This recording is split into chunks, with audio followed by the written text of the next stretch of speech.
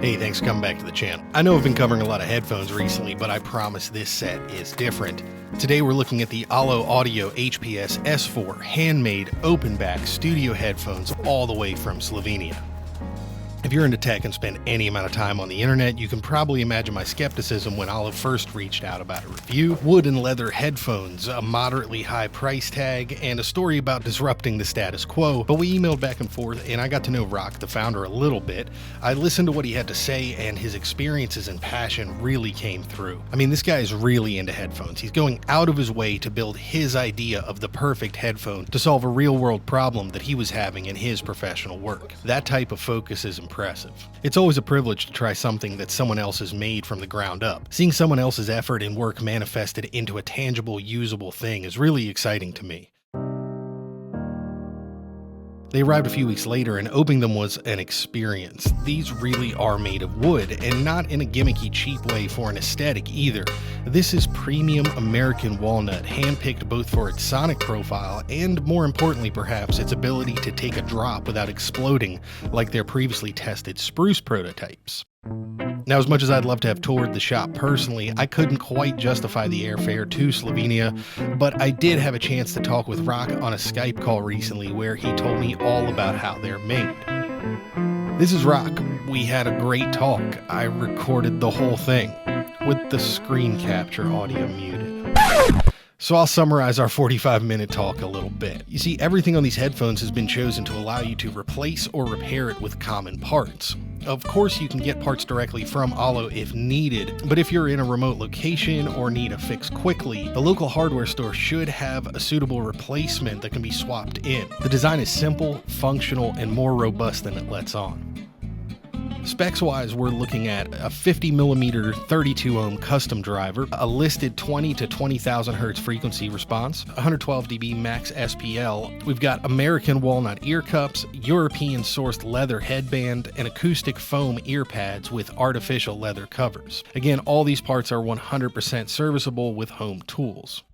Now, on the head, these feel very similar to an AKG K240 with a bit more ear pressure, though, and a more fitted feel to the headband. If you've ever used Ultrasound's Pro Series headphones, these sit somewhere between an AKG 240 and an Ultrasound Pro 900 in fit and feel for me. It's not quite as grand of an experience as some of the Bear Dynamics that they compete with in this price bracket in terms of just how luxurious they feel on your head, but they're not nearly as big or bulky feeling either, and I really appreciate a simple utilitarian design that's carried out with quality, repairable components. I think we need far more of that these days. And that brings me to sound quality. Now, I've spent a lot of time using these in the past months. I've taken them on every job that I can reasonably get away with using an open back headphone on. And these headphones are the real deal. Although Rock obviously wouldn't name the source of his drivers, that source is a supplier to other major professional headphone manufacturers. Through rounds of testing, they were able to find a driver that supplier already had in production, and they were able to work with them to get some changes made in both the process and the materials of how that driver was manufactured to bring it in line with their performance needs. I'd place them sonically close to the Bear Dynamic DT770 in their neutral reproduction and larger soundstage. I love my Audio-Technica ATH-M50Xs for their isolation and punch, but open back headphones always feel like a much bigger listening space, something that I think makes the closed back 770 so popular in its ability to kind of do both. The S4 is a bit warmer overall than the ATH-M50X or a Sennheiser HD280, and certainly warmer than a Sony 7506, but not quite warm enough to enter into that Bear Dynamic territory. Like most modern headphones, these will go louder than almost anything you should probably ever listen to, and these will do it cleanly too for the most part. More impressive though is how subtle they are. With my interface or even my laptop's output set only halfway up, my ATH-M50Xs are very quiet indeed. The S4 though are still at a level where you could reasonably be able to mix something, and the details are still there too. It's actually pretty fun to put on an album and see how far down you can turn it and still hear the whole mix. It's not just for fun though, as it makes for some really easy long days of like broadcast work where you're monitoring sensitive sources like lavalier microphones for long hours. The open back design and the ability to keep them down low in volume while still hearing the details allowed me to enjoy communicating much better, I felt, in a control room setting with other people in a production environment rather than feeling super isolated like I normally do with closed back headphones. Now for my complaints, and it should be noted that Ollo absolutely does work with their customers, their endorsers, and their testers to refine and change the designs as they go along. The Model S3 went through some heavy testing with industry beta testers before the S4 came along. They've also just released the closeback model, the S4R, that I can't wait to hear. That came to life as a request from an endorser who was using the S4 in the studio regularly, but needed a closeback model for tracking specifically in the control room with vocalists, and they went ahead and made that. So that's pretty responsive support.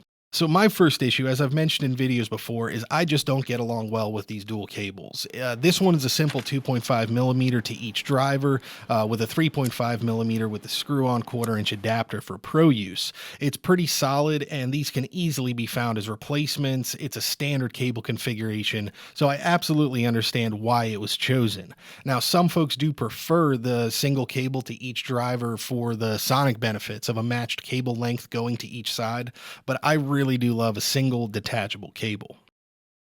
My second issue is, while I love how flat they fold, if there was any way to make them fold down another step, that would be a huge incentive to make these my daily headphones. The production world I work in is as much about logistics most days as it is about audio. The equipment simply has to get to the event, and if there's another option that takes up less space in my bag, my suitcase, road case, or truck pack, it's probably what's going to end up on the road with me. My final issue is also with the headband frame and these two rails that ever so slightly resonate during use. As best I can tell, this pair rings right around 160 hertz. I'll see if I can make that happen right now. And I have noticed it during a mix when I'm being hyper alert to feedback in a live broadcast situation. Ollo is aware of the resonance, although I couldn't get a feel for if there are plans to mitigate it from future designs. I've solved the issue simply by dampening the rails with the Velcro tie that I use to keep the cable wrapped up.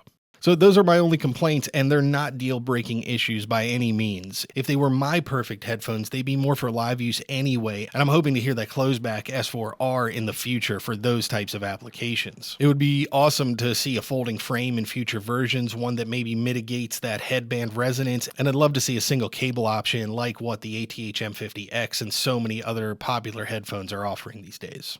As it stands though, the HPS-S4 are an awesome set of headphones. Priced at €350 for either the closed or open back. Options to buy are currently limited to direct from the manufacturer, but don't worry, the shipping went really quick on these, and they'll soon also be rolling out on Amazon for North American buyers. Now, we have to ask ourselves these days if it's worth the extra money to buy these types of handmade, maybe what you could consider luxury items, and I think it is. If you can afford it and you enjoy seeing the pride others take in their work, then it's a small price to pay. Knowing in the back of your mind that there are people out there in the world who are solely focused on headphones, for me that's a good feeling, and one that I think is worth supporting. If you're a heavy headphone user in the studio for mixing, they also offer the entire PlaytoMe system that includes the HPS-S4 headphones along with a tactile subwoofer pillow and an amplifier controller module for €1,400 total. The concept here is to better your ability to deliver a complete finished mix in the confines of a home studio or other quiet location. I hope to get the chance to try it myself in the future. Maybe one day the airfare to Slovenia will come down a little bit and I can pop in to meet rock in person.